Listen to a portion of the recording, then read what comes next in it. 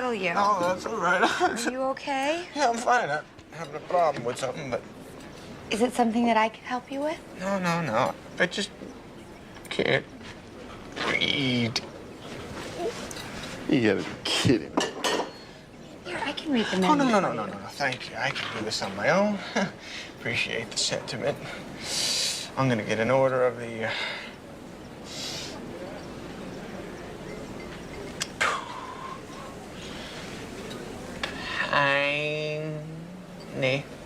Pew. Pan. Who? Who? Ka. Panclocks. Pancakes. Okay, I'll have pancake. Pancakes. Pancakes. I'm so stupid. Don't cry. Stupid. Don't cry. I don't know anything. What a loser. I'll tell you what, why don't you come over there with me? You can have some breakfast and I'll help teach you some of the words. This is one of my most favorite scenes. Him struggling to read. It has taken me several takes just to get this stinger out.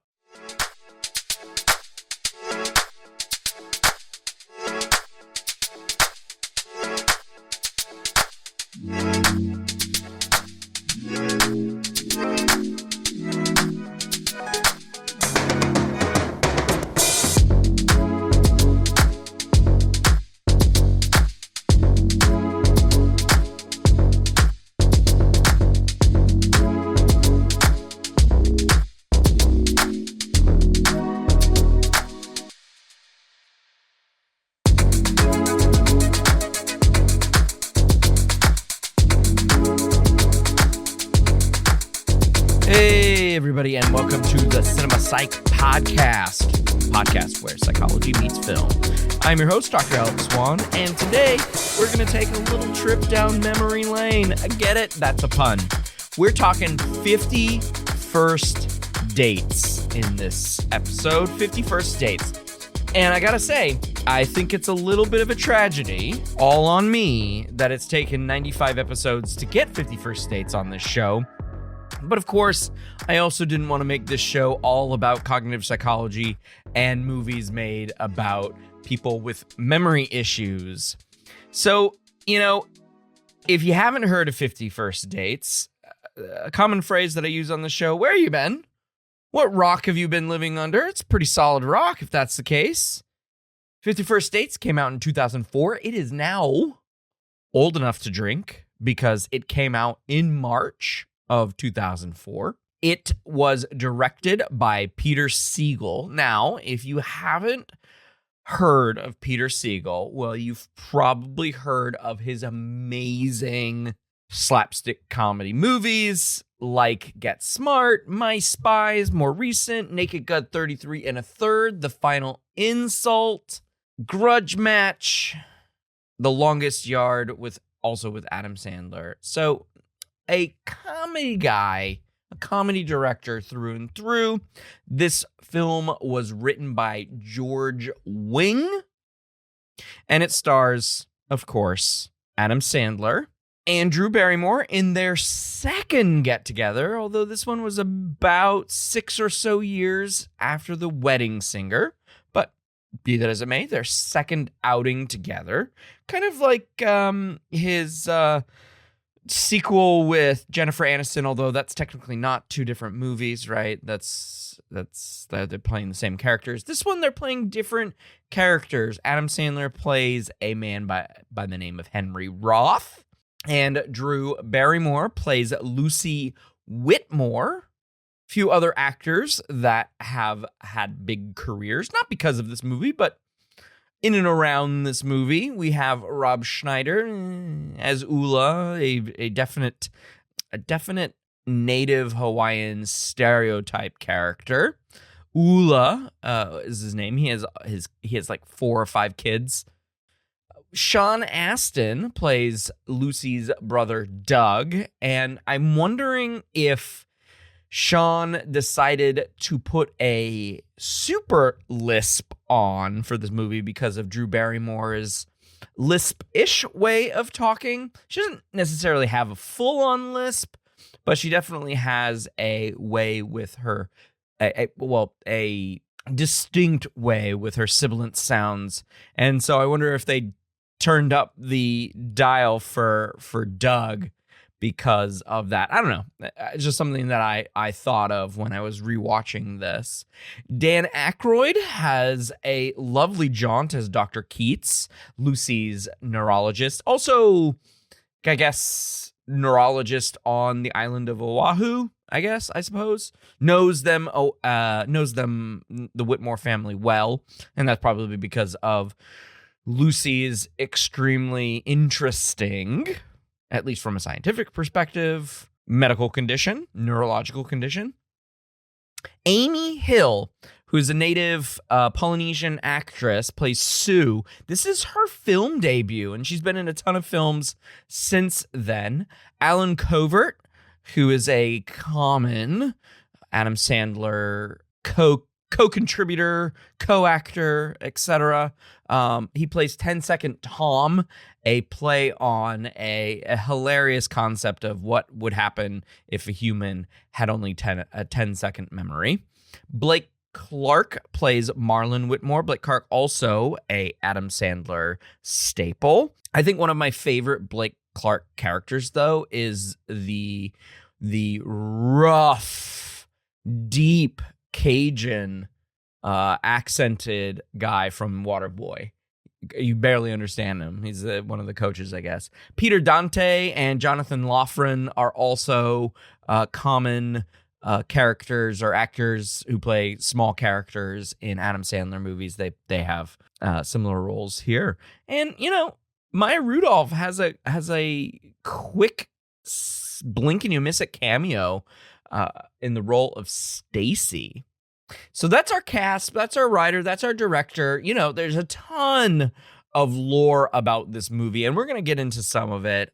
If you want to know more about the trivia, it's really great. But one of the things that I didn't realize when I first saw this movie, and I guess never really watched through the credits, is Adam Sandler's message of remembrance and acknowledgement to his father. That's the credits are dedicated to him. He said, "This movie is dedicated to Stanley Sandler, my father, my mentor, my teacher, my coach, my idol, my hero, my family's leader, my mom's best friend, and by far the coolest guy I will have ever known. We will miss you every day, but we will always try to make you proud." That's an amazing dedication, because really you just see for name or in memory of name. Adam wrote a heartfelt message here, and I think that deserves some highlighting. So the movie's a quick, just a little over an hour and a half.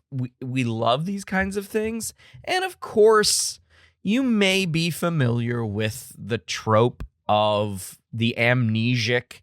So Henry is a man afraid of commitment who decides to recommit his life to Lucy every day. That reason, she forgets everything that occurs to her in a single day, and she continues to believe it is a day in October.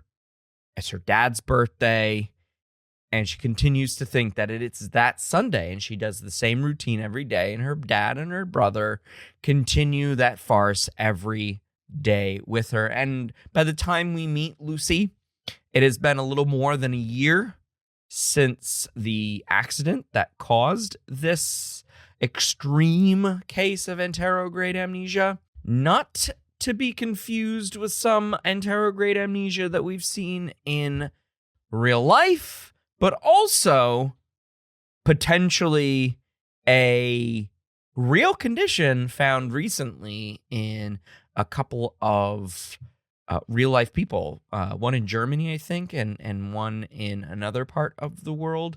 Interesting cases. Not so much the same, though. It's very narratively easy to reset a person after a day. And so that is where we find our main characters and trying to deal with this reality. So let's jump right into all of the cognitive psychology and neuroscience that you find in 50 First Dates. My guest host today is Dr. Melissa Maffeo. Melissa returns for her second appearance, this time with a much funnier and happier tone film than last time's episode 78, Requiem for a Dream. If you know, you know. She is an associate teaching professor in the psychology department at Wake Forest University in Winston-Salem, North Carolina. Melissa's background is in neuroscience, perfect topic for today, with a focus area on drugs of abuse. Not necessarily what we need now, but that's okay. Melissa, welcome back to the show. Hi, Alex. Thanks for having me again. Absolutely. I'm happy to have you back on. And you were last on about a year ago. So how has the last year been? What have you been up to? Has it been that long, really? Yeah, it has. I know, it's wild. It is wild. The last year has been fantastic. It's been really great. Busy, as always. Mm-hmm. Lots of teaching, lots of work, lots of exciting professional projects. So I think it's been a good year. Excellent.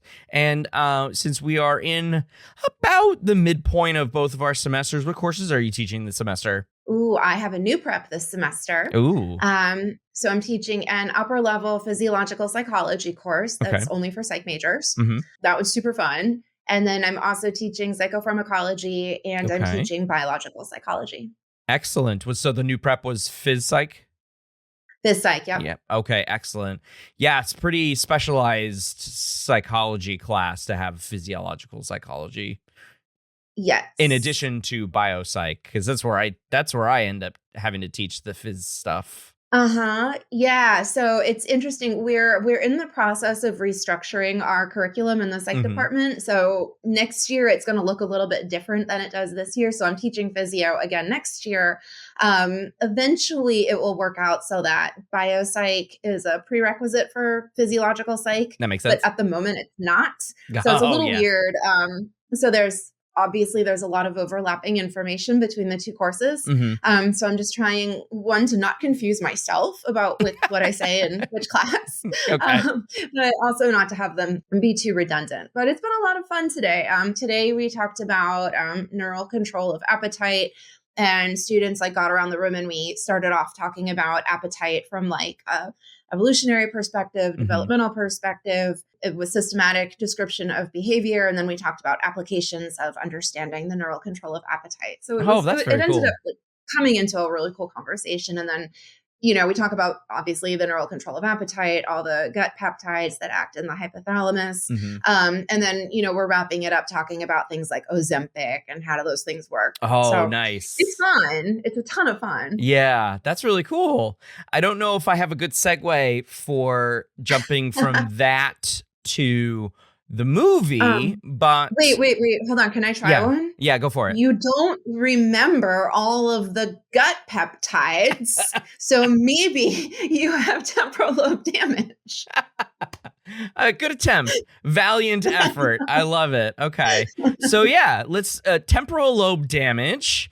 only on one side of the brain, apparently, but 50 First Dates. Tell the listeners why you brought 50 First Dates. And I do say in the intro that, it's been a long time coming for this movie. So what prompted you to tell me don't waste your chances, Alex? I said, don't waste your chances, Alex. Let's do 50 First Dates. It's a fun movie because it's okay. So on the surface, it's a cute little rom-com and it's adorable and it has a great cast and a great director and it's set in a beautiful place. So all that stuff is fun and heartwarming. Yeah. But then it has some really powerful neurological damage that actually isn't as off base as you would expect it to be, and we'll get into the plot and the neurobiology of what's going on. But the gist of it is that the main character, Drew Barrymore, whose character's name is Lucy, has suffered a brain injury, a head injury, that causes her to have severe anterograde amnesia. She can't form any new memories. And basically her memory resets every 24 hours. So she wakes up every morning thinking it's October 18th or whatever the day was, her dad's birthday. Sunday. And she goes and does the things that she does every year on her dad's birthday, not Right. knowing that it's not that day. So I think they execute it really, really well. And I think the plot, and I'm sure, I don't know if the director intended for all of this, but there's a lot of really great conversations to have about neuroscience and about psychology in this movie. Absolutely. And I mentioned this in the intro as well, but apparently there have been two resembling cases. One that resembled the movie that about a year later, and then one about 10 years later. Two different people, two different parts of the world. I think one was Europe and one was somewhere else. While it wasn't sleep and reset kinds of outcomes, right, which is a pretty far-fetched effect that we would see on memory, but we can definitely get into that. But yeah, these real life cases, I haven't been able to find too much about it beyond the trivia in IMDb, and that's not a great source, of course, but it did look like it had a citation. So in 2010, okay, so I was a little off. Researchers described a woman who developed a similar kind of memory impairment after she was involved in a car crash. Normal for events on the same day. The memories from the previous day subsequently lost each night. However, a neuropsych test revealed some improvement in recall tasks, which she had unknowingly performed the previous day. So, the woman claimed to not have seen 51st Dates. So I guess they were probing to see if she was prevaricating, kind of like Eve in the Many Faces of Eve, the inspiration for that one. And then in 2015, two people were discovered. Oh, yes, this is what I read.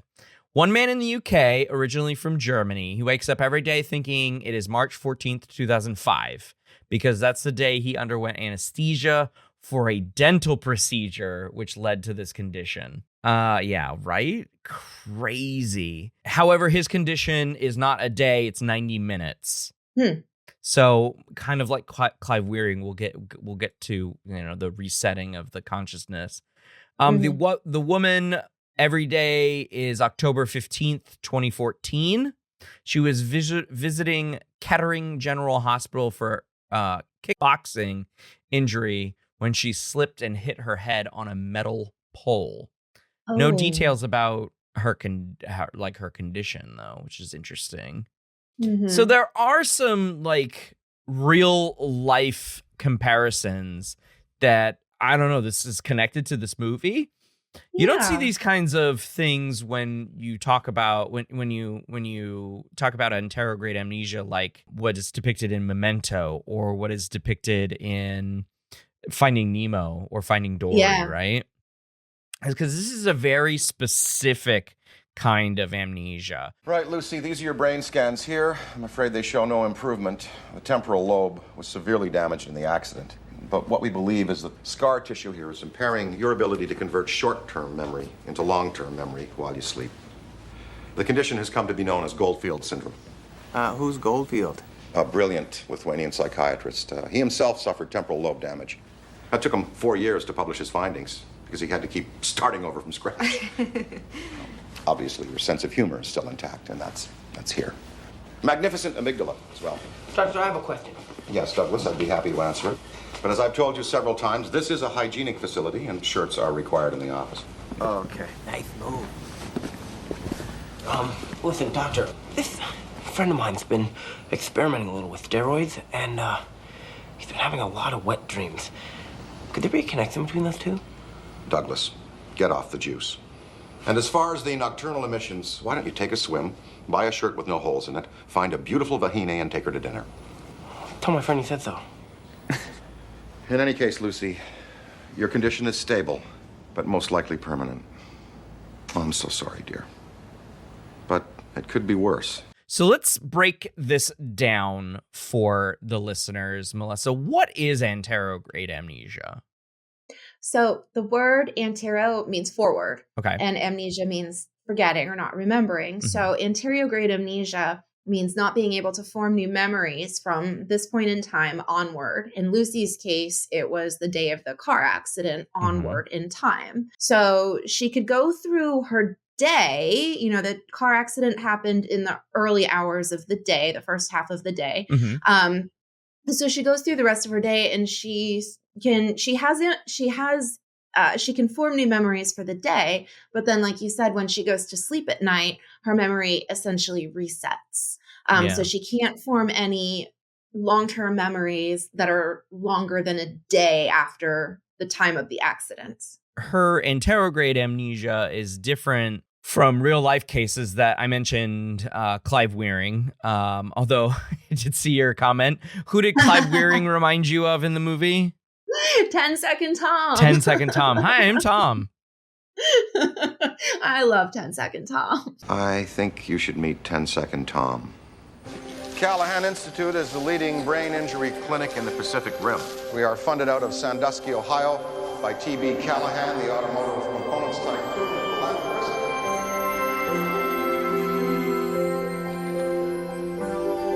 And now, ladies and gentlemen, I would like to introduce to you our most distinguished clinical subject, Tom. Hi, I'm Tom. Henry. Marlon. Doug, Lucy. Hi. Oh, those are cool flip-flops. Where'd you get them? you like those? It's an interesting story. I was over on the North Shore the other day. And Hi, I'm Tom. Huh? Henry. Hi. Marlon. Tom lost part of his brain in a hunting accident. His memory only lasts 10 seconds. I was in an accident? That's terrible. Don't worry, you'll totally get over it in about 3 seconds. Get over it? I mean, what happened? Did I get shot in the brain? Hi, I'm Tom. Hi, I'm Lucy. Hi. Doug. Hey. Marlon. Hey, Tom, can I tell you a secret? Don't you think you're a little old to still have wet dreams? They like that. Hi, I'm Tom. Yeah, watch yourself, Tom. Easy. He's only in the movie twice, and he's Yeah. endearing in both cases. He's So endearing, but Clive Waring's memory resets roughly every 20 seconds. yeah. So he can hold a very, very short conversation, and then he'll get lost, and then he'll come back into it and not know what he was just talking about. It's kind of like a person who's blackout drunk. Interesting. I don't know if I've ever had a conversation with somebody who's that blackout or that drunk, I suppose. But I've never made that connection before. Yeah. So for those who aren't familiar or haven't heard my other podcast episodes talking about Clive Wearing, just really briefly, he is still alive, British man who had viral encephalitis in the 1970s. And it affected his entire brain, like massive damage all over the place. And he was left with what appears to be, at least from recorded history and recorded scientific investigation, the worst form of anterograde amnesia I think many people have observed, beyond parodies like 10 Second Tom, which seems quite low when you think about it, right? But Clive wrote for many years in journals, like one line after the other, "I'm finally awake and I can see clearly now, or I can think clearly now." And he would scratch that out and have another line with a new time. "I am finally actually fully awake." And he would just keep doing that.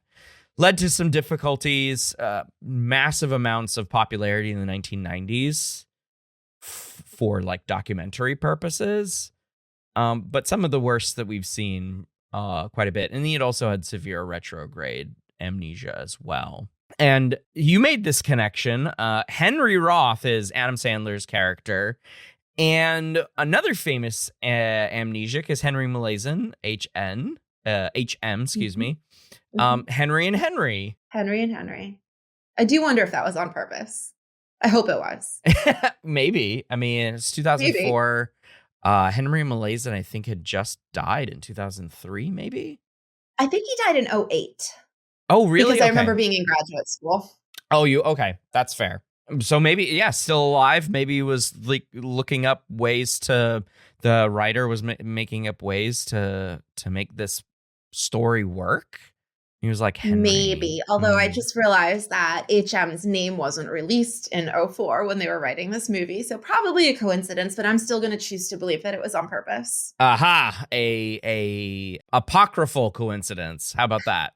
Yeah, there we go. I love it. I like Okay, that one. Okay, yeah. So Henry Molaison, very, very famous amnesiac or amnesiac, depending on how you want to pronounce it. He got both of his temporal lobes taken out. I'm giving you the Cliff Notes version of this one. No, I go into far more detail with my classes, but he got his medial temporal lobes taken out and was left with pretty severe anterograde amnesia, mostly his episodic memories, but he could learn new tasks. He can learn how to do things implicitly, which I think is pretty cool. Let's compare these guys' effects, because I know you know them. I know you know them pretty well. To Lucy's amnesia. What are some of what are the similarities? What are some of the differences? Yeah, I had so much fun thinking about this stuff when I was watching the movie. So I think patient HM is a really good person to talk about here.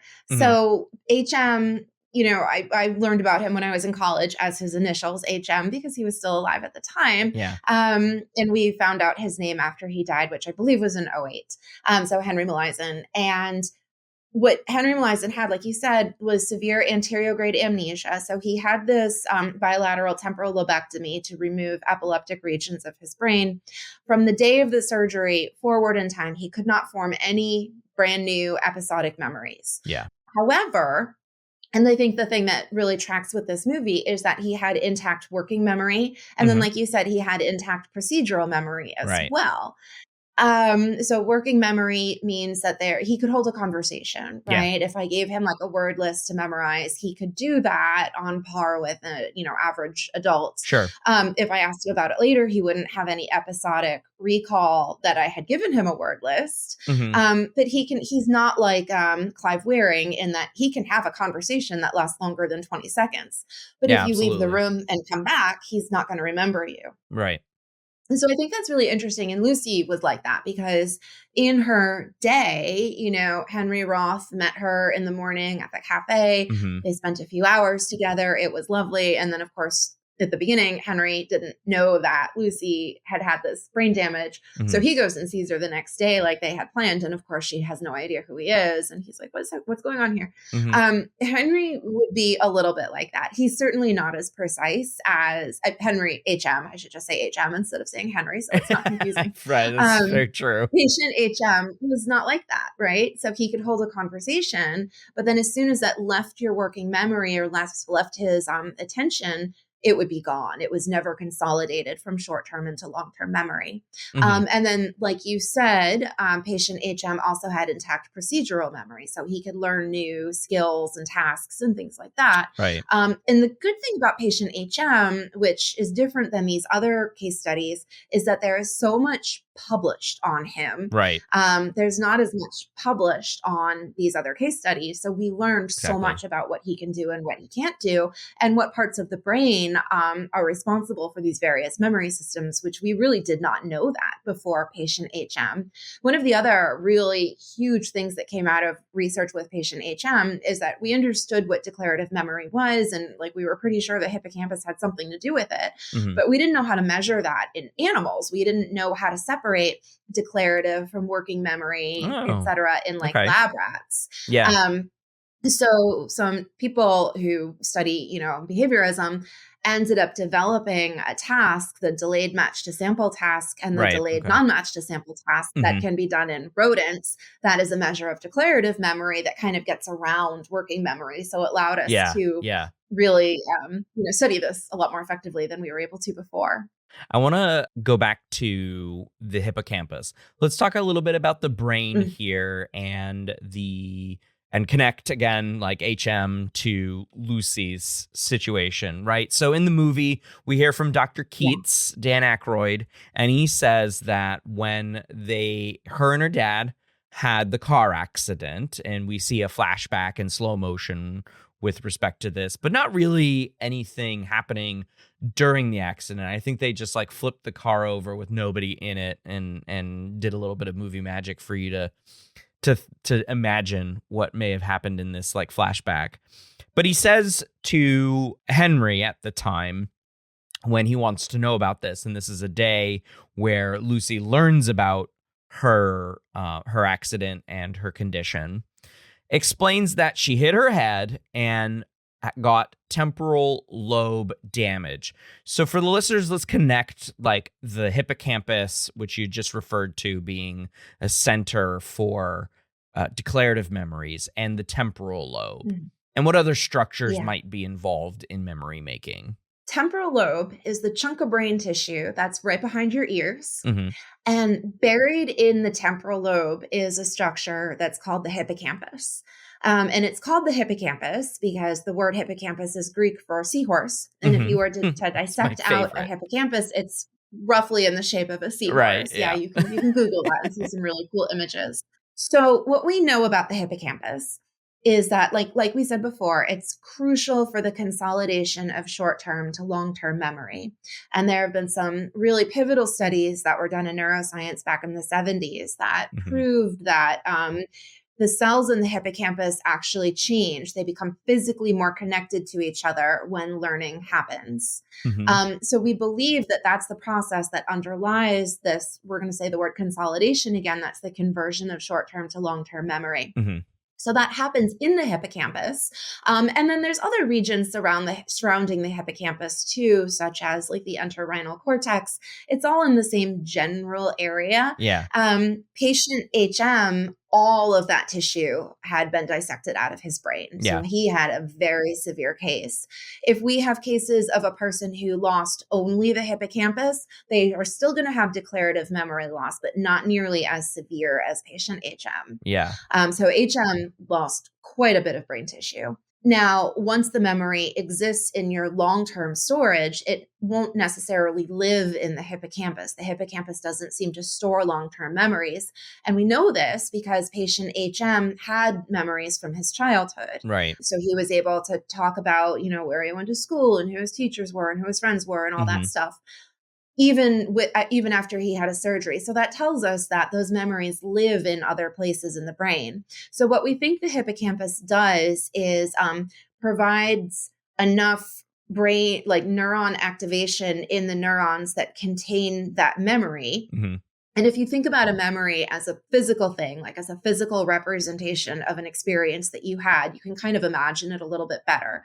So when you have that physical experience, you're going to consolidate it. There's going to be a particular pattern of activity in the hippocampus. And then what that's going to do is make all of those connections between all of those many, many, many neurons. It's going to make those connections stronger. Right. But those neurons exist in other places in the brain. And there have been other case studies of people that have had damage to the cortex and they've lost certain types of long-term memories as opposed to short-term memories.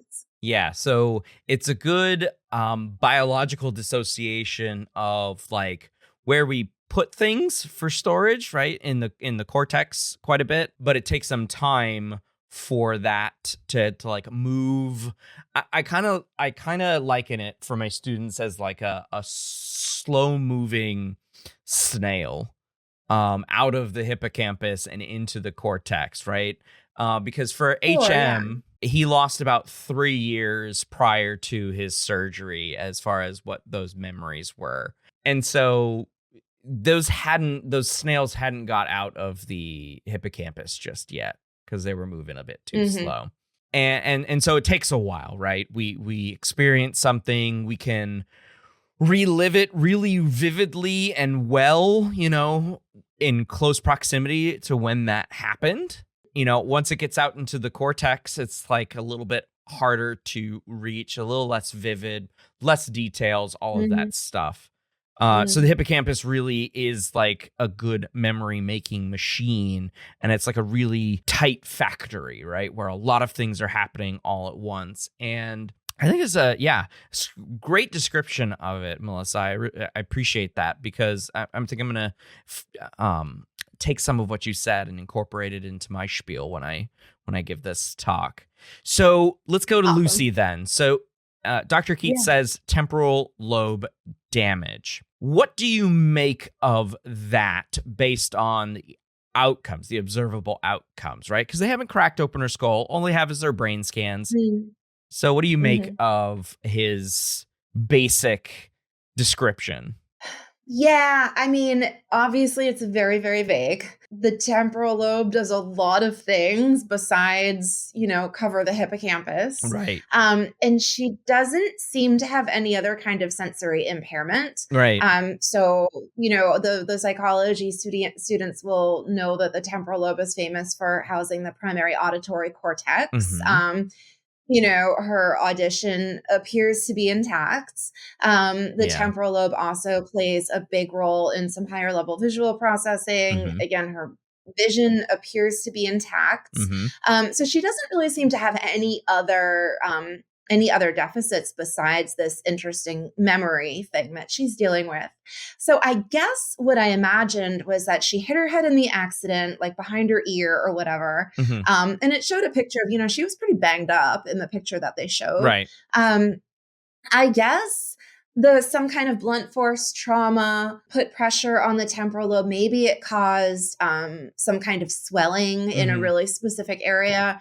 But it's interesting that you point out that it was only on one side of the brain. Yeah. Right? Yeah. I think they missed that bit. I mean, yeah. So I'm not a medical doctor. So I don't know. I am totally speculating here. But my guess is that unilateral damage would not cause the depth and the severity of the damage that she actually was exhibiting. Because again, when we liken that to HM, he lost tissue on both sides of his brain, and he lost a lot of brain tissue. Yeah. So I would expect to see damage more on par with that.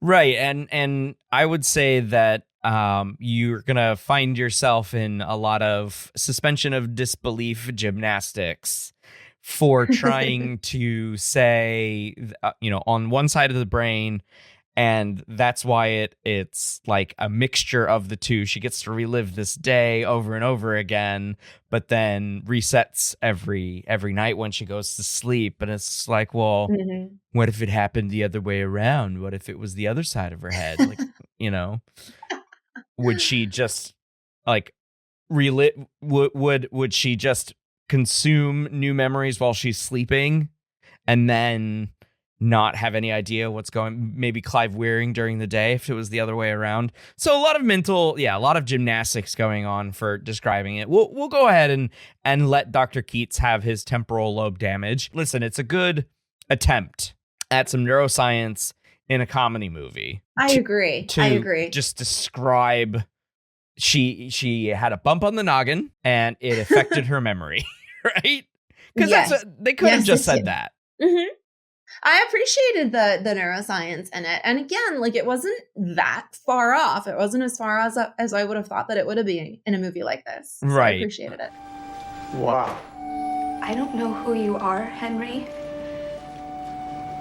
but I dream about you almost every night. Why? What would you say if I told you that notebook you read every day used to have a lot of stuff about me in it? I would say that makes a lot of sense. You erased me from your memories because you thought you were holding me back from having a full and happy life. But you made a mistake. Being with you is the only way I could have a full and happy life. You're the girl of my dreams. And apparently I'm the man of yours.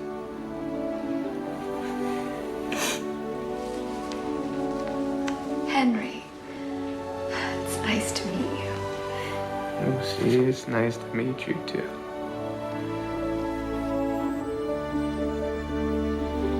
Hi, I'm Tom. Henry, Lucy, nice to meet you, Tom. Now, why don't you come back in 10 seconds so we can meet again? So my question to you, Melissa, on the memory front is regarding some of the effects that we see of what you and I would consider implicit or procedural, non-declarable memory, right? So the paintings, the fact that every day she does have an inkling toward liking, right? Maybe a sense of familiarity is what I'll call it. Because he does this every day, and she doesn't outright like go, ew, any of those days. Definitely. Except for like maybe the one scene where they fall asleep in the same bed, and then she wakes up and freaks out that there's a man in her bed. That was awesome.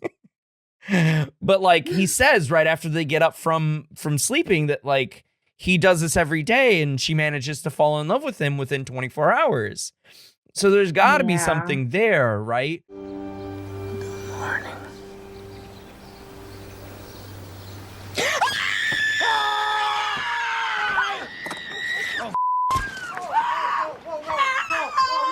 Lucy! Hey! Okay, I know this is hard for you to understand right now, but we are actually seeing each other. We've been seeing each other for a while now. Oh, Lucy! If I wasn't telling the truth, how would I know this? That you're an art teacher, and you go to the Hookie Lao Cafe every Sunday, and you make Waffle Houses, and you like Casablanca lilies. Stalker! No, don't you remember me a little?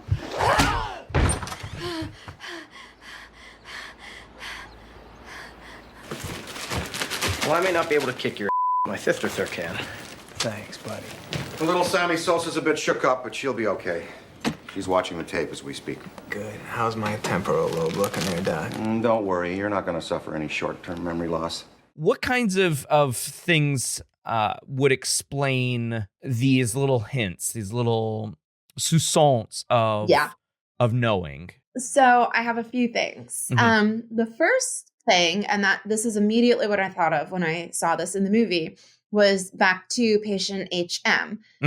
After years and years of living with his condition, he worked with a couple of clinical psychologists daily for years. First, he worked with Barbara Milner, and then he worked with Barbara's student, Suzanne Corkin. He was with those people every single day. And he was a good sport. And he was such a good sport. All of the accounts say that he was just such a jovial, wonderful, happy person. Probably because he wasn't having as many seizures anymore, right? Could you imagine the quality of life change that he had? Huge. Yeah. So what they said to him every day was, "Do you remember me?" And he would say, "No, I don't remember you," whatever.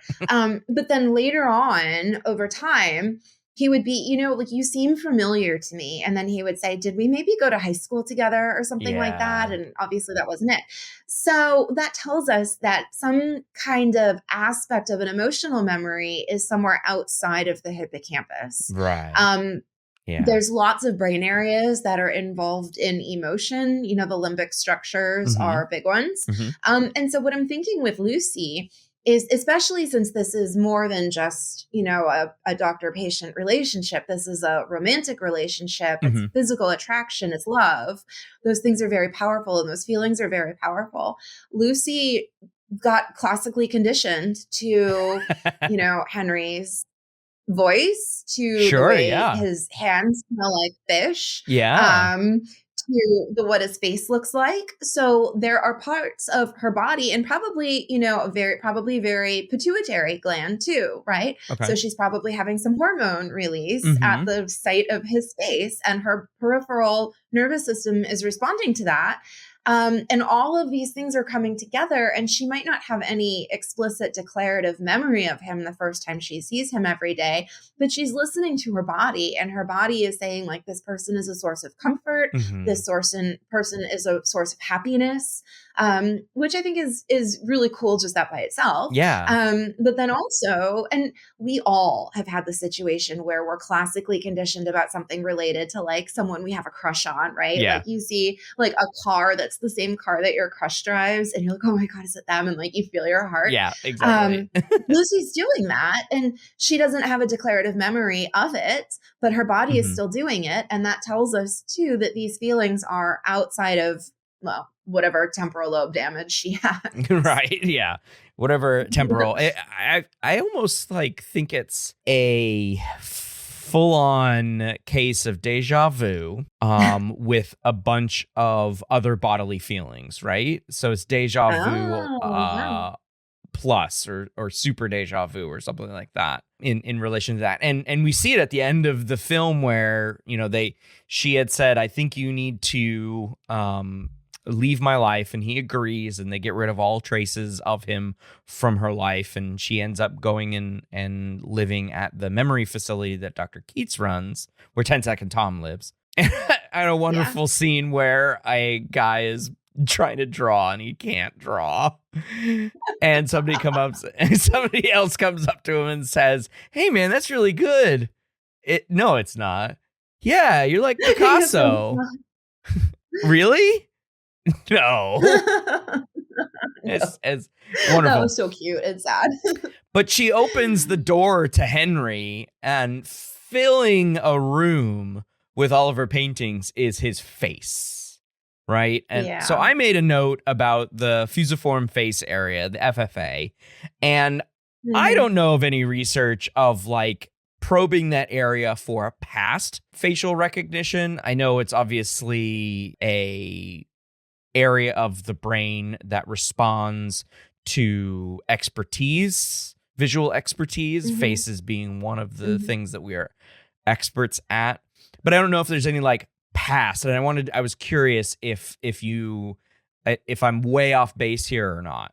I don't know of any research like that. I figured it would be so cool if we could do it, but like the types of experiments we would need to do to like reactivate a memory like that, we obviously can't do in humans. Right. And I'm wondering about like training. I wonder if maybe not rodents, but maybe we could do it in like crows. Crows famously recognize human faces. Yeah. So maybe we can, because what they have techniques where you can tag an engram, a set of neurons that contain a memory, right? So you can tag those neurons and implant them with like light sensitive ion channels.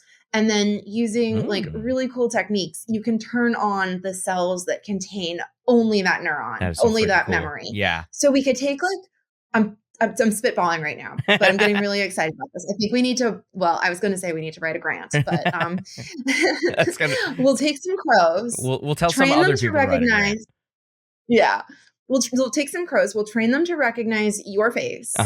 And then when we know that memory is active in their brain, we will tag that memory and we'll make sure that it includes the FFA. And then we will take the crows away from you and we'll have to train them on an operant procedure where when they're thinking about your face, they have to like, I don't know, make a certain noise or something like that. Yeah. Or like pick the door on the right instead of the door on the left. Yep. And then we'll optogenetically activate that memory. And then we'll see if the crows can do that, but it'll be just your face. It'll be a really specific memory for these crows.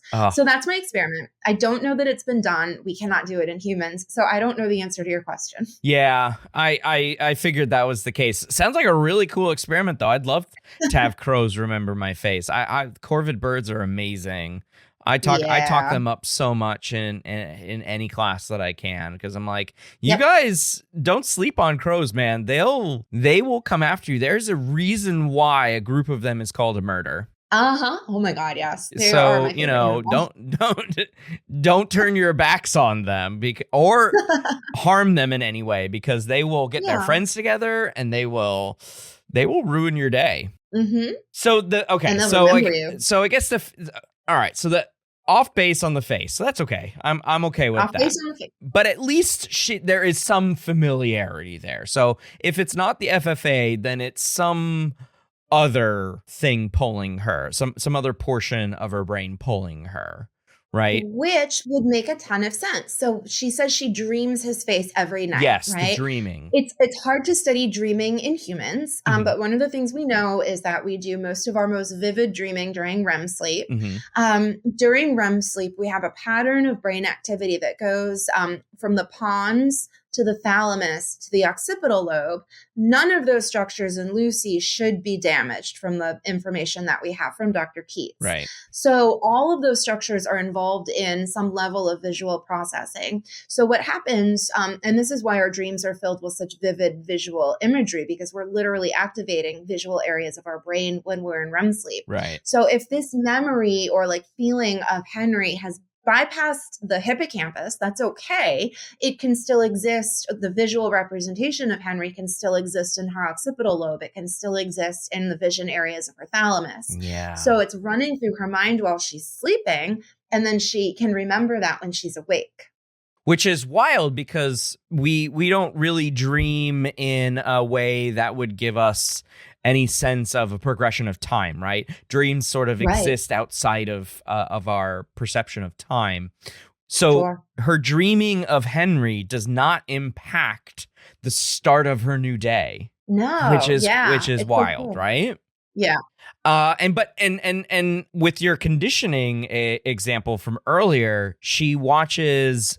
We don't really know how much time I think has passed from when Henry meets her to like when she says, "I think it would be best if you skedaddle." Yeah, it's a little hard to tell from the movie about how much time has passed. I think it is, and so we could probably say, let's just say it's been several weeks, and Henry puts together this VHS tape, this VHS tape, and eventually you're going to have to change that to a DVD, man. Eventually, after that, you're going to have to change it to just like a media file. But she clicks on an iPad every morning. Watch this. So he makes a VHS tape of him and what they do and giving her a breakdown of her condition and what happens and all of the things that they've gotten up to. And sees her pretty much every day. So he's got that conditioning angle is really, which is, I think, why many of the faces at the end of the film are so very clearly Adam Sandler's face. Yeah. Yeah. It's not just one encounter. Oh, I had this really strange encounter, 2 encounters. And it's like some like weird Picasso abstract kind of face. It's like Adam Sandler's face. It's very clearly Adam Sandler. Yeah. Yeah. So I guess the time this time progression, the amount of time that she spends with him also is strengthening those implicit memories of him. And then, as you said, the deeper physiological stuff that we have absolutely no control over. Mm-hmm. Okay, I think it's on. Go. Aloha, I'm Henry Roth. We met here at the Hukilau Cafe about a year after your accident. I like you and you like me, most days. Every day is different, but basically this is what happens, Lucy. Kiki Koloko, take the camera. Okay, I got it, Dad. Don't drop it. Okay, all right, here we are, right here. The part of you in this reenactment will be played by my good friend Ula. Aloha. Sorry about your brain. I had an accident too, believe it or not. This is my good eye. Are you ready? Yeah. Hi. I like that waffle teepee that you have built. Oh, so nice of you to notice. Please, sit down. I would love to. My name is Henry, by the way. My name is Lucy. Smell my fingers? Ooh, fish. Right on. So, Lucy, I work at an aquarium. Aquariums make me super horny. That's not funny. Don't rub those. I'm sorry, Mr. Whitmore, if you're watching. It's very late and my friend is a little unstable. Oh, come on, stop with the licking. You're making me sick. Lucy, I'm sorry. Anyways, I know you wish I was making all this stuff up. I wish I was too. But the good news is there's so many people out there who care about you. Your dad and Doug and a couple of your friends here at the Hukilau who have a message for you. Lucy, as you know, your mother and I were best friends. That's why I promised her that I would always help look after you. Sometimes life isn't very fair,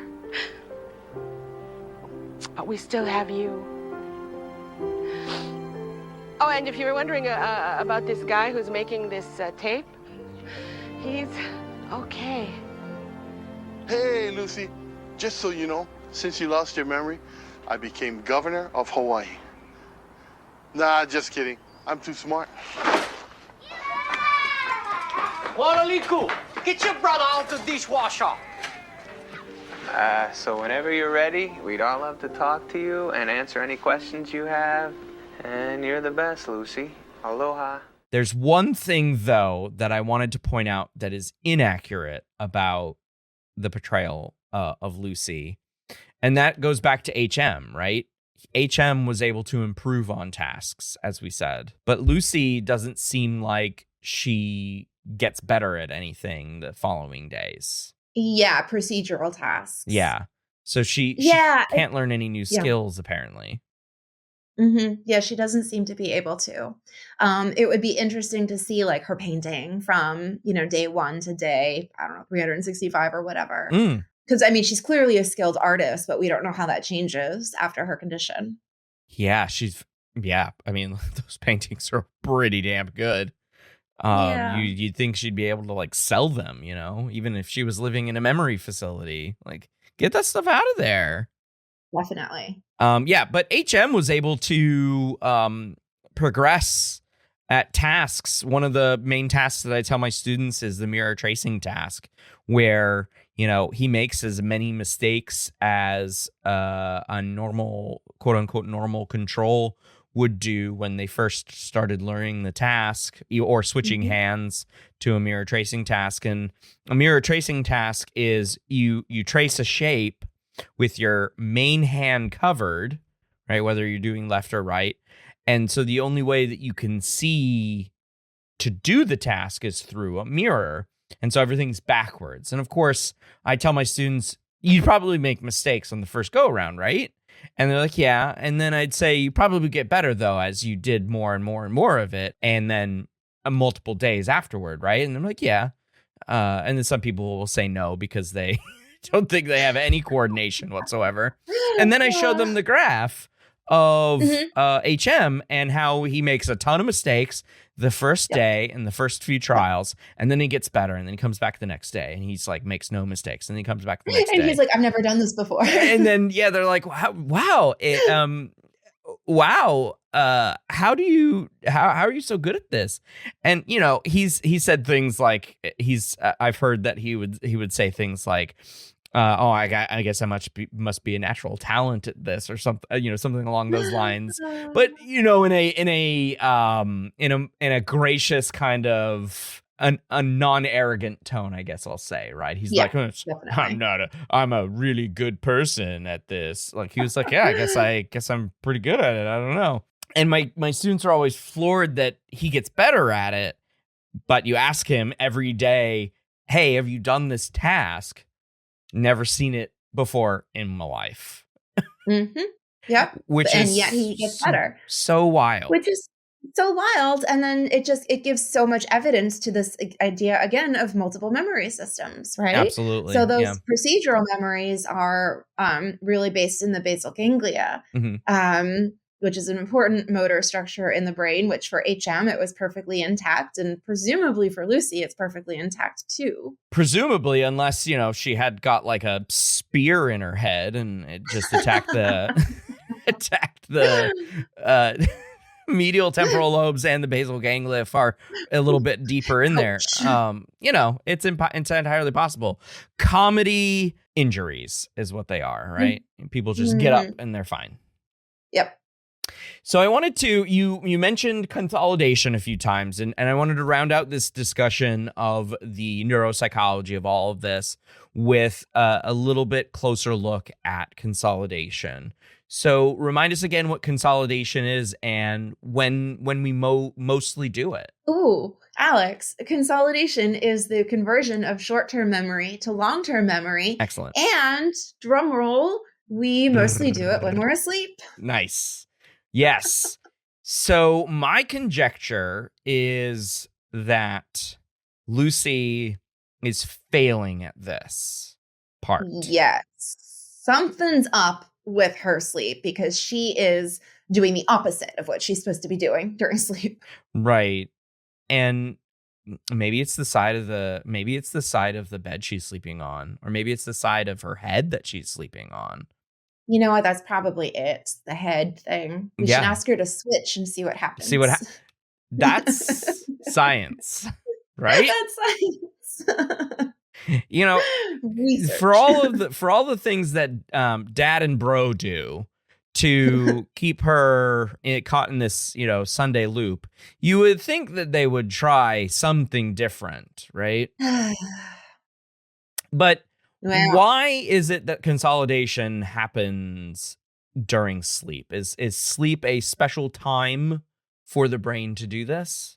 Yeah, sleep is such an important time, and I oversell this to my students. Like, I sell this as hard as I can to all of my classes, because sleep is so, so, so important. It does so many vital functions for our bodies.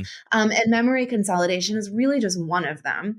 But during sleep, we have patterns of activity in the brain that we don't really exhibit very much when we're awake.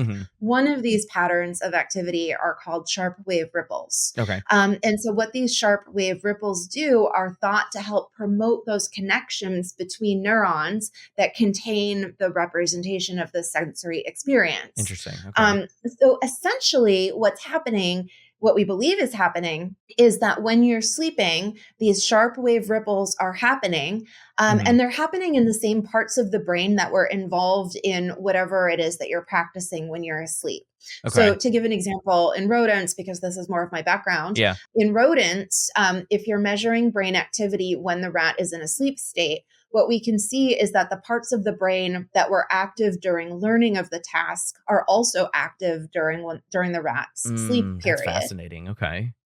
And then also, if we block sharp wave ripples in the brain, it blocks what it appears to block the consolidation of memories, and rats do not get better at a learned task compared to when they're able to have proper sleep.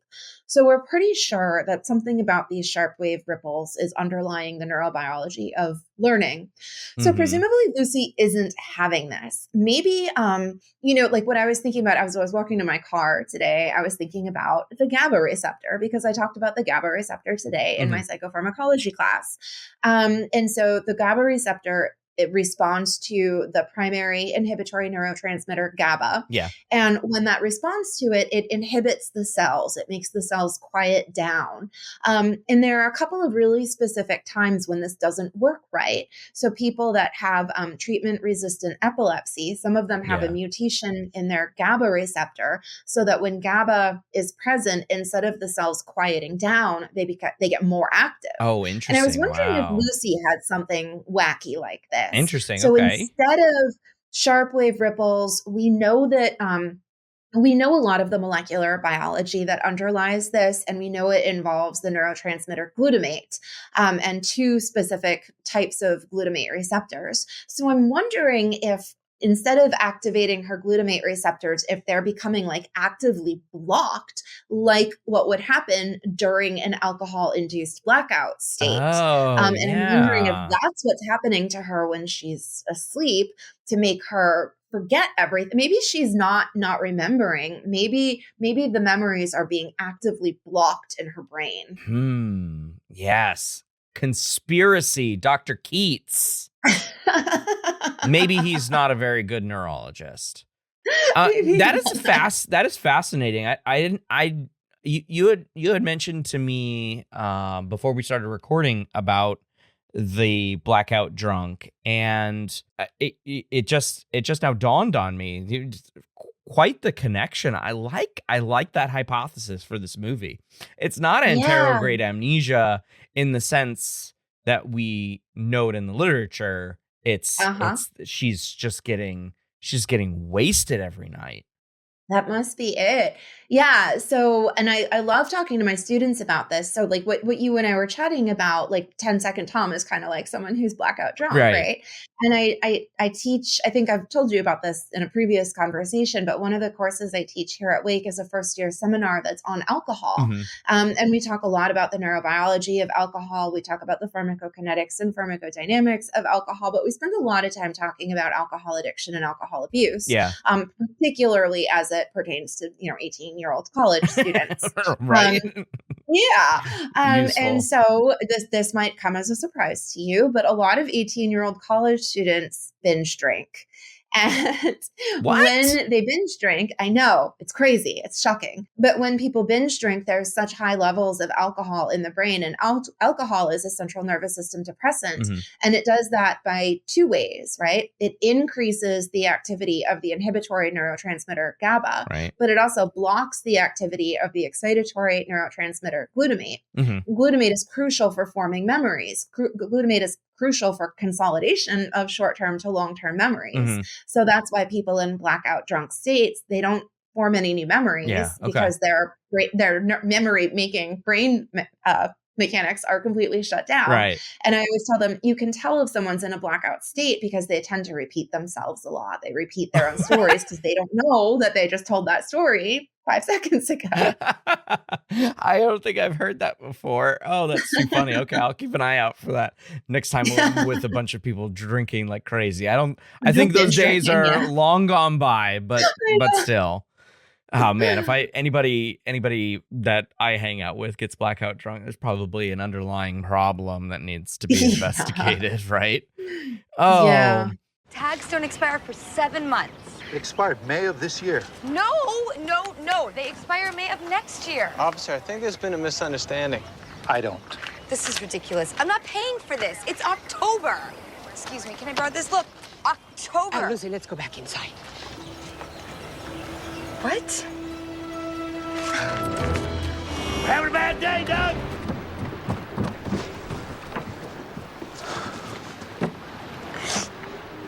Sweetheart, these are from the accident. I can feel it. You were in the hospital for 3 months, sweetheart. I have to talk to this doctor. I need to hear it from him. You have heard it, sweetie, many times. I have. I'll take her. I have to hear for myself, too.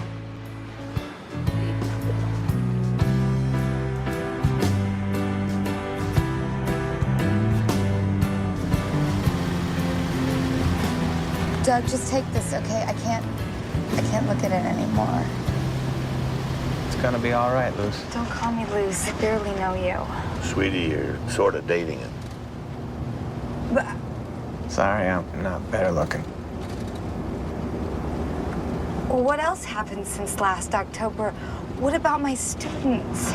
Well, Miss Campbell took over your class. Did Alicia marry that guy? Yeah. Doug, did you win the Mr. Hawaii contest?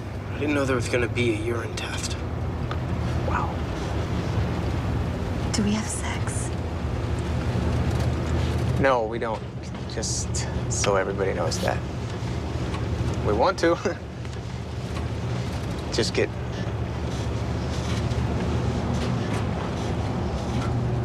So you guys have to just lie to me every day.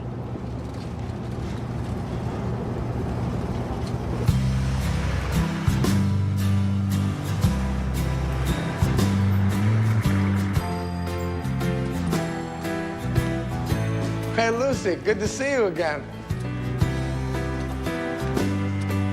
What the hell's her problem? She doesn't remember who you are, brah. Oh, yeah. I suck at this job. Before we leave the memory aspect of our discussion, I want to just quickly mention a couple of other things that are in and around the memory world.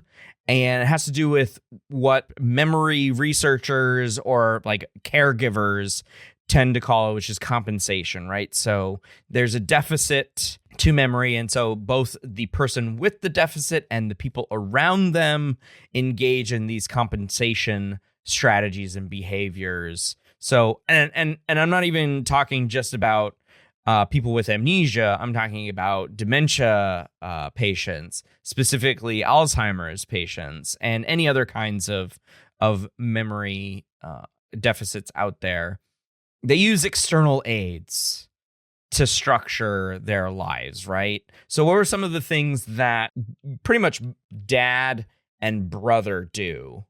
And then a little bit later, Henry, to compensate for Lucy's memory deficits. The newspapers was one of the most striking things to me. So the dad had printed hundreds and hundreds of newspapers from the day of her accident. So she takes a paper every day to the cafe where she eats her breakfast, and she reads the paper thinking it's today's paper, even though it's a year old at that point. Right. And that was a big one. That was a big external cue.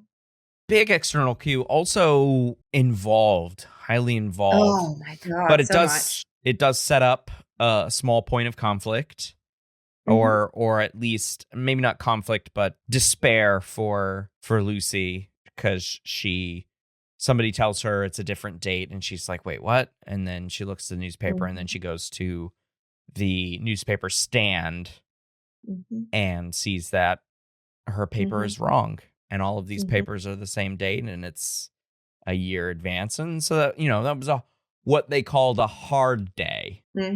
So those had clearly happened before, because it's impossible to shield her completely from the truth. It seems as though she has a few other strategies, or some of the other strategies in the film. Let's see. Well, the dad and the brother repeat the same motions every single day, right? He has the pineapple, and he clearly had a stockpile of pineapples. What else was there? There was the birthday cake, the pineapple cake, and it was so sad to see him like scrape it into the trash at the end of the night. They let her paint in the garage, and they repaint it back white every single day to be like she's never painted it. Yeah. And they watch The Sixth Sense every single night. And they watch the Vikings game. And even though it's not going to matter the following day for Doug, Sean Astin's character, he does bet her, $20 that the same exact play that the Vikings run. She's like, Doug, you're so good at this. Yep. Because he predicts the exact play. So yeah, they all three of them live the same day over and over again. All three of them. And I can't stop thinking about how hard it is for her dad and brother to do that every single day. Because they know it's a new day every day. That's I think I don't know if you've seen this kind of show sort of content that's put on YouTube every so often, but it's just like somebody does the tragic cut of a comedy movie, right? I feel like this would be the tragic cut of this beloved comedy movie, right? It's just that this sadness that Marlon and Doug feel every day because they basically gave up their lives for Lucy. Yeah. Oh, that's really sad. Right? Yeah, there's a ton of these kinds of tragic cuts that you can I don't spend my time watching these because I don't want my comedy films ruined, but there are several comedy movies that have this like underlying like, oh my God, that's so sad kind of thematic quality to them. And it's for me, when I was watching it again, I was like, man, they have to just do this over and over and over again. No wonder Doug is bored, right? And trying steroids. I know. He's so bored. He doesn't have any attention or even like connection with his sister and father because 100% of their life is devoted to Lucy. And he's struggling mightily, right? And clearly, he's trying to have real important conversations with the medical professional in his life and makes fun of him for having wet dreams. Yeah. Oh, that was sad. Yeah. And then I feel so bad for him. He needs some of his own life in his life. Yeah. And it seems like at the end of the film, because he's not on the boat in Alaska, that he was able to do that. I wish we got a catch up with Doug. I do too. Yeah, I want to see what he's up to. I mentioned it previously, but the other memory compensation is the video for the video diary for Lucy, right? Yeah. And so she watches that every day. every morning when she wakes up, and she gets refreshed. Maybe she has some emotions about her condition, some emotions about how her father and her brother have been living for so long, and then falling in love with Henry again.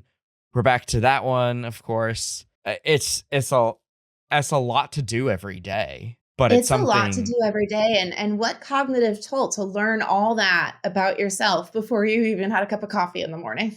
Right? Imagine if she was one of those coffee first people. And so she went downstairs immediately, and there was this strange man in her house also drinking some coffee. Oh, goodness gracious. Right? Oh, it's a lot. But I'll say that the light at the end of the tunnel is, I think, despite Adam Sandler and his characters in and around this time period of his career being sort of gross, mostly unredeemable men, that he was the only one in the group of men, dad, brother, and doctor, who thought that there was some hope. That is true.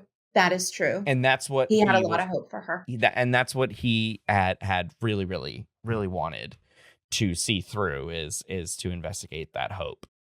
Mm-hmm. And as soon as he found even the smallest piece of evidence, because the dad had sent him the Beach Boys CD that he was listening to on the boat. That was the other thing that made me laugh so hard. We were talking before we started recording. 2 scenes crack me up. I guess it must be like Adam Sandler fake crying, because both of those scenes are him fake crying. Yeah. The first scene that we were laughing about before is the stinger. You probably heard me try to get through that, listener, without laughing too hard, but it's when he can't read, when he's trying to get Lucy to talk with him. I can't read, Pancock. And then him trying to leave Hawaii with the Beach Boys CD. Why would you do this to me? But that's what gives him the inkling of maybe she's starting to remember me, and he comes back and sees that he's been painted over and over and over again. So much painting. Did you tell Lucy about this trip yet? Well, actually, there's nothing to tell because I decided not to go. I mean, Lucy needs me here. I'm just worried about going away for a year and ruining all the progress she's made. I mean, I know you think I'm crazy, but I think deep down inside she's starting to remember who I am. No, Henry. That's what you want to believe. Hell, it's what we all want to believe. But it's never going to happen. Okay, I gotta go to work. Will you tell her I'll be back later to pick her up? See you guys. Don't tell anyone your sister beat me up. I tell you, that kid could go to the moon and back, and Lucy would never even know he left. Sometimes I wish my wife had Goldfield syndrome. That way she wouldn't remember last night when I called her mother a loud, obnoxious drunk with a face like J. Edgar Hoover's ass. Hey. How's your head? Oh, it's fine. Don't worry. Good. What brings your royal cuteness out here? I needed to see you. Okay. What you got there? It's my journal. I write in it every night. Oh, you don't like the video? No, I love it. It's just that sometimes when I watch it, I feel like I'm being told about my life from someone else. And when I read this, it's like I'm telling myself. When did you start this up? Right after you gave me the video. Really? I was so nervous to come here and meet the guy that makes me fall in love with him every day. Well, probably thought I couldn't live up to the hype. No, I was nervous because I came here to break up with you. You had plans and a life before you met me, and now all you have time for is to make me fall in love with you every day. That's not all I do. I gave a penguin a bath today. Which I'll have to do again tomorrow. Henry, I look at my dad and my brother's lives, and I won't do that to you. What do you want me to do? Be some stupid chapter in your scrapbook and then go on my way? No. My plan is to erase you completely so it's as if you never existed. Why are you doing this? Because you have to understand that there is no future with me. Don't you want to have a career and marriage and children? I asked you to marry me last night. You said yes. Kids? Yeah, I'd love to do it. But how is that going to work? I'm going to wake up every morning with an enormous pregnant belly and no memory of how it happened. I have to make a new journal that doesn't have you in it. But before I do, I really want you to read what I wrote about you. I will read about it tomorrow, when you forget about all this breaking up stuff, okay? I'm not going to forget about it. I already wrote it down. I won't let myself. And I'm going to do it whether you want me to or not. I'll be at my house.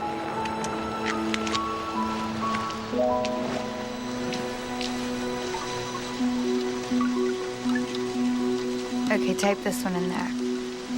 Saturday, November 25th, I drove out to Callahan Institute today and had a talk with Dr. Keys. Oh, there's one about me. Reminder, he makes funny noises when I kiss his neck. I'm gonna miss that. You sure you don't want me to put that in there?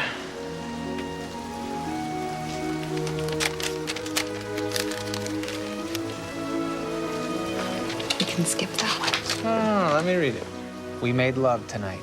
It didn't last long, but it was incredible. It's not all about how long you go. It's, there was a connection, I thought. Actually, let's just rip that. Okay, I think the last topic of conversation is a doozy of a conversation. Probably should have talked about this one first because of how much of a doozy it is, but it wasn't the main topic of discussion, so that's okay. But this movie is 21 years old, and I know we haven't talked about Ula at all. That's the most problematic thing about this movie. But there are lots of problematic things with Lucy, Henry, her dad and brother, all doing these kinds of things in and around Lucy. And that is the ethics of caregiving and the ethics of just her bodily autonomy, basically. Mm-hmm. And when I was writing these notes, I was just like literally question after question after question, right? So does her dad and brother represent too much meddling, right? Is their caregiving bordering like removal of full autonomy? Mm-hmm. Do they cross an ethical line by shielding the truth from her? What do you think, Melissa? Yeah, I mean, I think yes. I think that they cross an ethical line by shielding the truth from her. Okay. They are fabricating this life for her. And I understand that it makes it easier when it works well, but it doesn't work well. And we've seen evidence where she sees something out in the world that gives her proof that today is not the day that she thinks it is. Mm-hmm. And she has a complete meltdown and she does not handle it well because why would she? Right. And the dad and the brother know, we just have to get through this today, this hard day, and we're going to reset and try again tomorrow. And that's their life.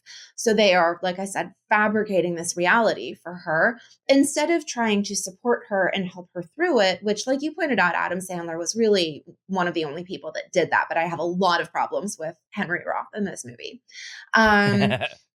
So I think that's the first piece of it. And then I think, the dad and the brother are sacrificing so much of their own life. Yeah. Spending hours and hours and hours fabricating this reality. And it's coming at the expense of their own well-being. Yeah. Especially at the brother's well-being, right? He needs some kind of connection. He needs some kind of feeling of worth in his life that's not his sister. Yeah. And he doesn't have that. And that's clearly causing him to seek out drugs, using steroids, having maybe some body image issues. Yeah. Don't know. So I think that's the piece of it. I think the thing that so when I was so excited to rewatch this movie, because the last time I saw this movie, I think was about 21 years ago. And I've had a lot of students write papers about this movie, when we're talking about memory in class, and I know it's a cute movie. I could not get over Adam Sandler's character. Because when you first meet him, you realize he's kind of like this womanizing man, He's right? a very He serial is. player for sure. He's a serial player. He makes a tour. They're in Hawaii, so there's lots of tourists. He finds lots of women. They are enamored with him, and he's talking like how she's so special and there's no one else. And then he makes up some very far-fetched excuse about why he can never see her again, like he's on the FBI or something like that. So like they do it in a funny way, but like it's not okay to play with people's emotions like that and lie about what you are emotionally capable of giving. And he is clearly not capable, at least at this time, of having like a deep emotional relationship with another adult in that way. So then he meets Lucy, and he's instantly attracted to her and interested in her. And no wonder, she's gorgeous, she's cute, she's funny, she's charismatic, she's wonderful, right? And she's doing these cute, quirky things by making houses with her little waffles. It's adorable. So he's like, okay, I'm going to see her. And we don't know what his intentions are after day one, right? Maybe he was going to go on 3 dates with her and then make up some crazy story about how he can never see her again. Yeah. We don't know that. But then he finds out, oh, her memory resets every 24 hours and she's not going to remember me tomorrow. And he is like, challenge accepted. And it's like the ultimate, like, he's like, I don't have to form an emotional connection with this person because she's never going to remember me. Interesting. So he goes so far out of his way to lie and to make things up to get her to pay attention to him, right? He can't read. It was hilarious. That was a great scene. But he's not representing himself truthfully. He had staged scenes where it was like he had been kidnapped and he was like hogtied in the back of his truck to get her to stop. And there's a million scenes like that. And it's a rom-com. They were funny. Adam Sandler is hilarious. I love Adam Sandler. But all of these things are not an authentic representation of his true self to her. And so if he's trying to get her to fall in love with him, he's starting with a lie. And that is probably not where to start if you want someone to fall in love with you. And then the next question is she even capable of falling in love? Because she's not capable of knowing him for more than one day. Right. And, to truly love someone on this level where you want to form a long-term, partnership with them, you have to know them. You have to know their good days and you have to know their bad days and you have to have fights with them and you have to learn how to resolve and navigate conflict. Lucy and Henry cannot do any of those things. No. And so he spends crazy amounts of effort to get her to fall in love with him every day. I'm not sure if she can consent to this relationship. I don't think she can either.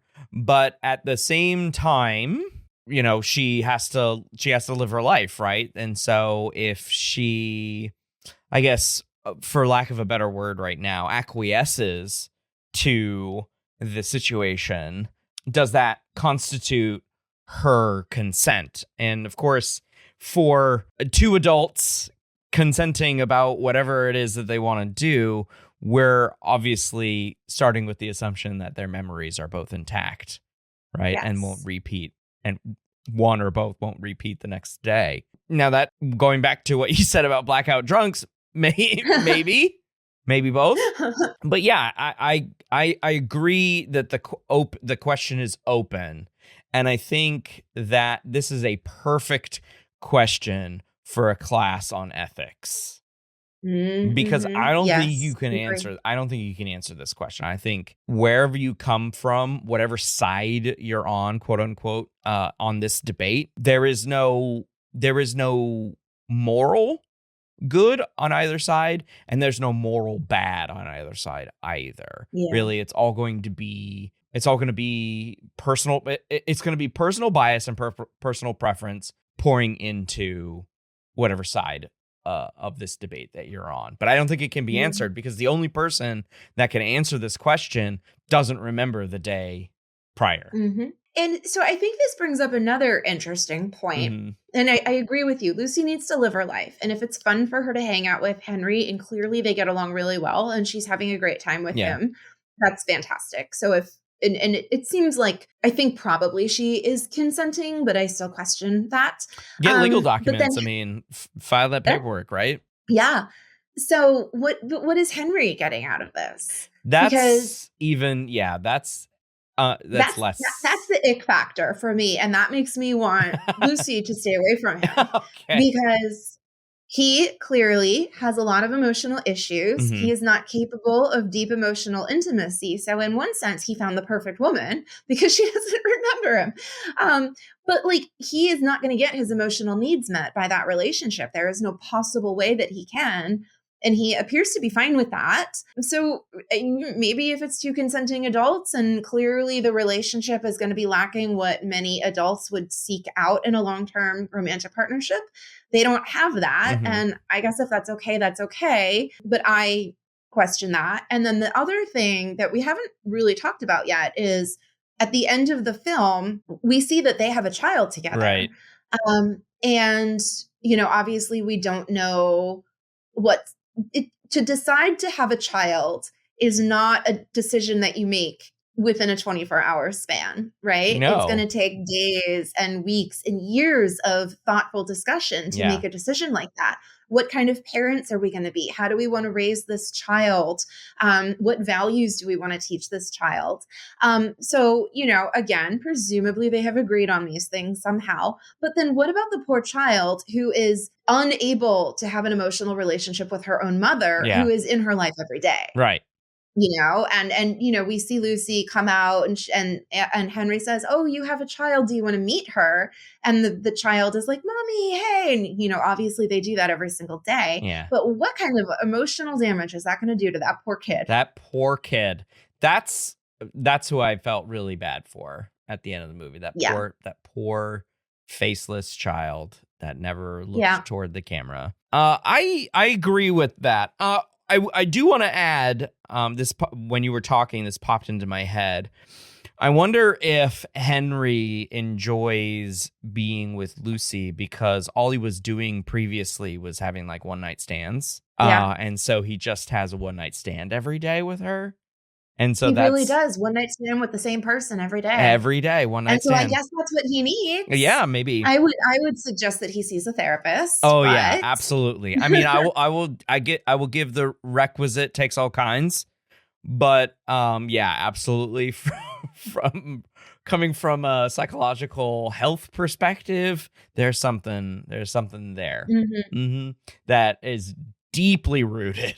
I was doing some digging on the movie, and Drew Barrymore announced last year on her talk show. So there was actually an original ending. So the movie, when it was first pitched, it was not a rom-com. It was a drama, and it was set in Seattle. And the name was supposed to be 50 First Kisses, not 50 First Dates. And then the end of the movie, so you have the scene where Lucy is telling Henry to just leave and go live his life because there's no life there with her. Right. And so he leaves. And then it goes to the next scene, and she's sitting there in the cafe by herself. And Henry walks into the cafe and sticks his hand out to shake hers and says, "Hi, I'm Henry." And then the movie ends right there. Oh, would that have been a better ending? Thoughts? I think yes. Drew Barrymore and her co-host publicly disagree. I think it would have been better. Okay, you think it would have been better? Okay. As a drama, right? As a drama, yeah. Okay. Yeah, so as a comedy, I don't think that ending works as a I guess you've got to tie comedy. up all your loose ends in a comedy. Yeah, it's definitely you kind of have ambiguous. to close all of the logic, yeah. And happy endings for everyone too, because comedies are supposed to be lighthearted.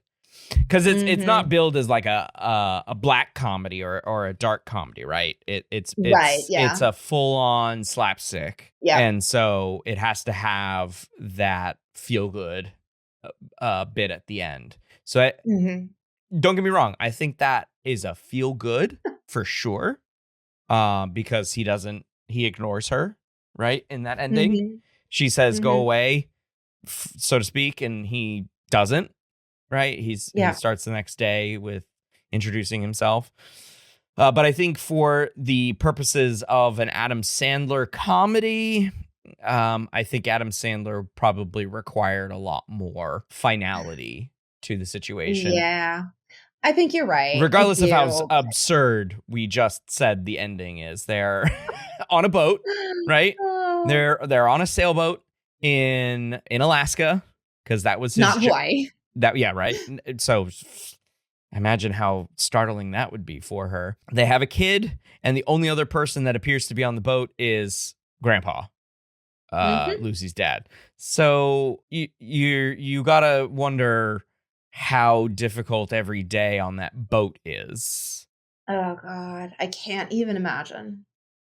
Close quarters, you can't escape. There's no escape. You can't go anywhere. You have to feel good. All you have to do is watch that movie in the morning, watch the video clip, and everything will be okay. Well, not really, because she's getting older, for one thing, and two, her emotions seem to be as malleable day to day as they always would be. So, what if she wakes up on the wrong side of the bed, so to speak, right? Bad mood. Not a great... I want to see this remade as a psychological thriller. This is what I'm saying. This would be this would be part of the tragic cut. Yeah. Right? Doug goes crazy and tells her to just end everyone out and end everyone's life. I don't know. Go on a murderous rampage. No escape. When it comes to the dad, this is my final question to you. When it comes to the dad, do you think he was doing right by his daughter, or did he create more problems for himself? Can it be both? I suppose it can be both. I asked that question and I'm like, wait a minute. Yeah. I mean, think about if you have a loved one who has any kind of ailment. Imagine a loved one with dementia. People spend a lot of time caregiving for that loved one. Right. And you are going to expend a lot of your own personal resources doing that. And he was clearly doing that for Lucy. At what point does that become problematic? I don't know really that there's a line. I do think that wherever that line is, he probably crossed it in the beginning of the movie by fabricating her reality. Yeah. But then he warmed up pretty quickly to this idea that Henry had. And he's like, because he was like, Henry keeps coming back. Like, he obviously cares. Let's let him in and let him be part of the narrative. Let's try it Henry's way and see how it works. And it did go better using, Henry made that VHS tape that Lucy watched every morning, and her bad reactions to taking the news did not seem to be nearly as bad as her bad reactions when she accidentally found out by finding the wrong newspaper or something like that. Yeah. So I think the dad, truly wanted to do right by Lucy and make her life as good as he could. And he just didn't know how. So he did the thing that made sense to him, which was the path of maybe least resistance, by letting her relive that last day over and over again. But he was open to change, and he was obviously open to a big change by moving to a sailboat in Alaska to study walruses. To study walruses. Oh, but I'm glad that he was there, because he really is, so important. He's her cornerstone, right? Because all the people on that boat, he's the only one that she's going to remember. Yeah. So having him there, I think, is crucial. I think that probably would have gone into the decision making. We can't go to Alaska with our daughter by ourselves. Yeah. Because all of these people are technically new to you every day, Lucy, but Dad is not. And Dad can help with the caregiving as well of the granddaughter. So yeah, a lot of work and planning probably had to go into that, as well as, sailing up to Alaska from Hawaii. That's a long ass trip. That's a long way. I would never, oh my God, and never in a million years go on a sailboat from Hawaii to wherever they were in Alaska. It was cold, right? And very cold. Oh my God, it would be so cold and so uncomfortable. So uncomfortable. Sea air, walrus air, and no other accoutrement. It would be awful. It would be absolutely awful.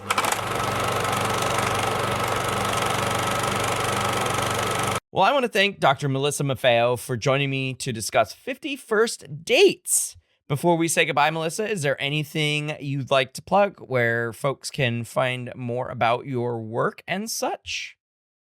Yeah, I have 2 plugs. Okay. So the first is that I am the co-director for the Neuroscience Teaching Conference. So I direct this conference along with Christina Reagan and Katie Lack. We are about to have our 4th in-person conference. This is a teaching conference that's devoted almost exclusively to the undergraduate classroom teaching of neuroscience. We aim to share professional development, curriculum development, student success strategies, inclusive environments, and really network and collaborate. Right.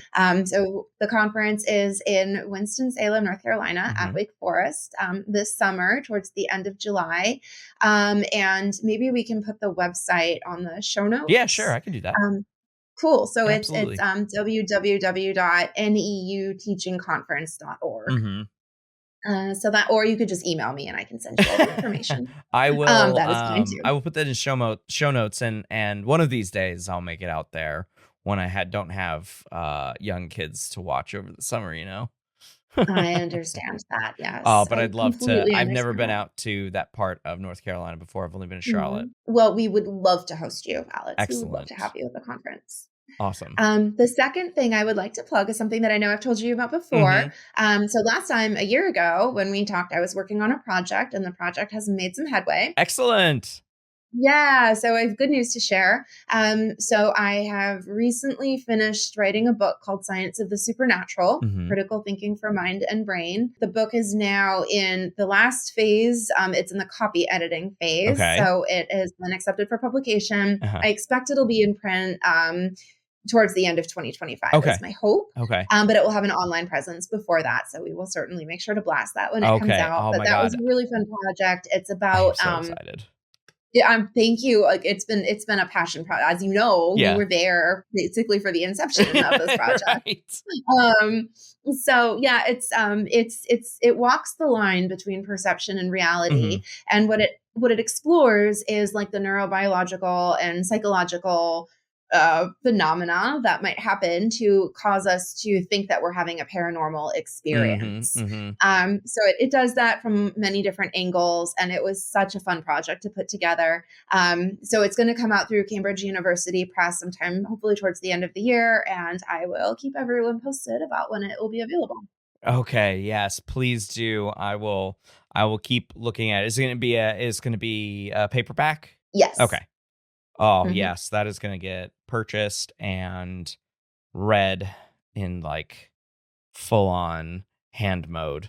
Oh, can't wait. Cool. I can't wait. Oh, excellent. I'm super excited about it. I saw you wrote that down to give you a reminder to talk about it, and I was like, "Oh, she's going to say it's out now." Okay, so it's not out. It's so close. I know, right? It's so close. I've been there with like waiting for editing and just other people in the background, and you're like, Yep.